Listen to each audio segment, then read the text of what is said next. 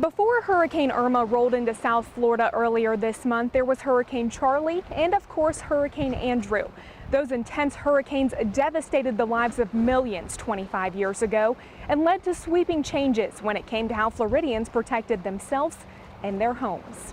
Floridians were shocked by the devastation left behind from Andrew, which prompted the state's building codes be rewritten, making them the toughest in the nation. Florida, which has become the gold standard of building codes since Hurricane Andrew, that we keep that code. That's the base code, and we will adopt new product as it comes through the building code. As memories of Andrew fade, so do the lessons learned, and the code once hailed as the golden standard is now under attack. My concern is that any attempt to weaken our code not only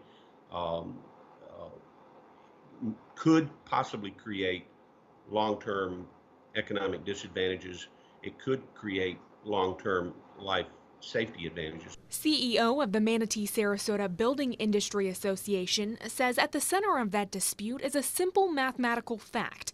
The tougher the building code, the more it costs to build a home. As a building industry, we want our clients to have the most efficient homes that they can, and we want them to have the safest, newest homes that they can. Meanwhile, insurers like Don Brown say those tough codes save residents money in the long run. There are those who want the lowest possible unit cost on new construction.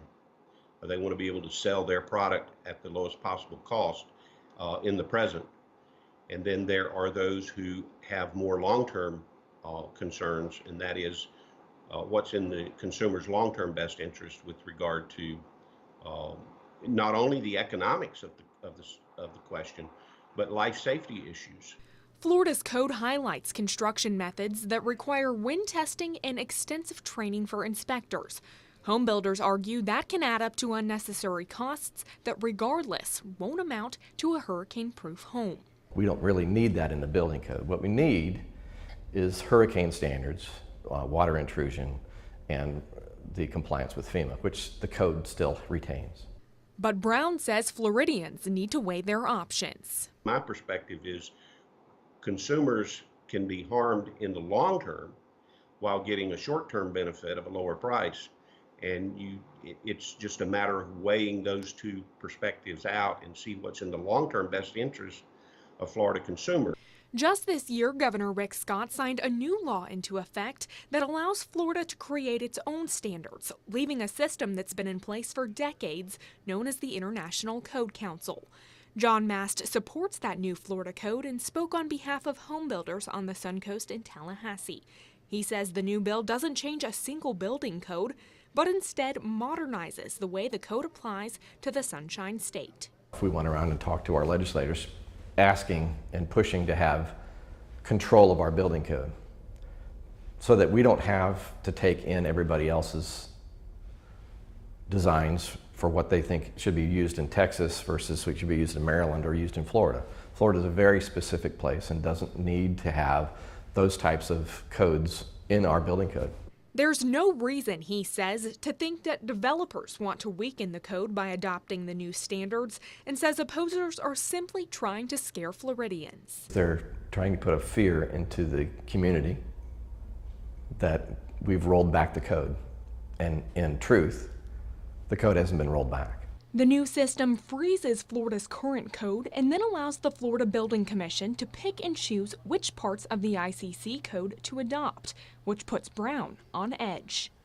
That was one of the concerns that I had as a member of the Florida Building Commission, that it would make it easier for the Florida code to get, for the lack of a better term, watered down.